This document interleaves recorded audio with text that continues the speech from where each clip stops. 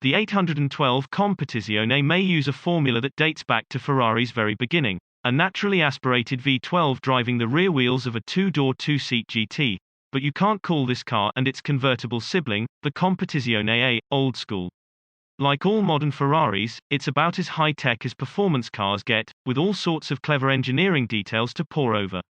To understand the Competizione better, we spoke with Michael Letters, Ferrari's chief technical officer. Inarguably the highlight of the Competizione is its V12, a 9,500 rpm, 819 HP, 6.5-liter version of Ferrari's long-running F140mm.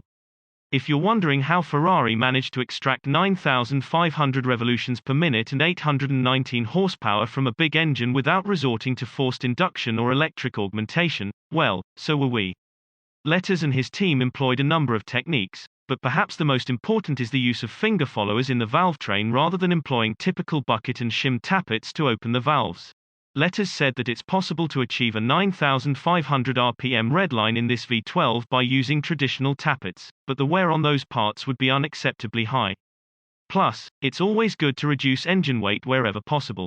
Still, for all their benefits, finger followers are typically quite expensive and complex to produce, which is why you don't see them often. Cutting weight and strengthening the rotating assembly was also critical. So many components, including the cams, finger followers, and crankpins, were given what Ferrari calls a diamond-like carbon coating. The V12 now sports titanium connecting rods that are 40% lighter than the steel units previously used, and the pistons and crankshaft have been redesigned as well. Of course, the higher an engine revs, the more power it makes. As noted, the V12 in the Competizione makes 819 horsepower at 9,250 revolutions per minute, compared to 789 horsepower at 8,500 revolutions per minute in the standard 812. But Letters insists that, while there was a need to increase horsepower, it wasn't the primary consideration for increasing the redline. Apart from the performance, for Ferrari, it is more important to create unique driving emotions, he said. Therefore, 9,500 rpm was our center point of our project. Aston Martin the V-12 Speedster proves less is more, and costs more too. The three best wheels and pedal setups for erasing errors. What happened in the auto industry in Biden's first 100 days? Tesla now accepts Bitcoin purchases, Slack rolls out cross-company messages. Electric trucks are the hottest kind of electric. Caris Harley-Davidson's Livewire worth the money.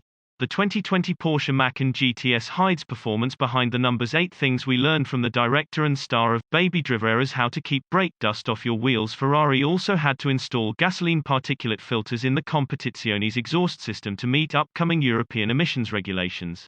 These filters typically reduce sound.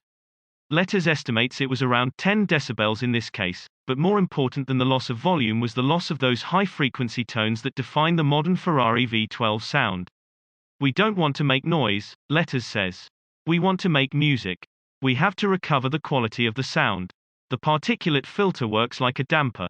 Unfortunately, it cancelled the high orders of the engine, and these are the orders you need to accomplish that thrilling sound. Part of the solution was simply getting rid of the mufflers, but Letters said that Ferrari also developed new oval-shaped exhaust tips which work something like a trumpet. They reside on either side of a new and much wider diffuser, and in addition to providing excellent sounds, they also interact with air coming from underneath the car. Letters is hesitant to call this a blown diffuser, however, though Ferrari says the concept is definitely Formula One inspired.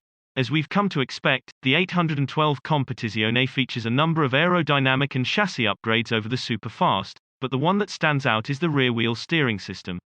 Ferrari began using rear-wheel steering with the Competizione's predecessor, the Wild F12 TDF, and refined the system significantly for the 812 Superfast.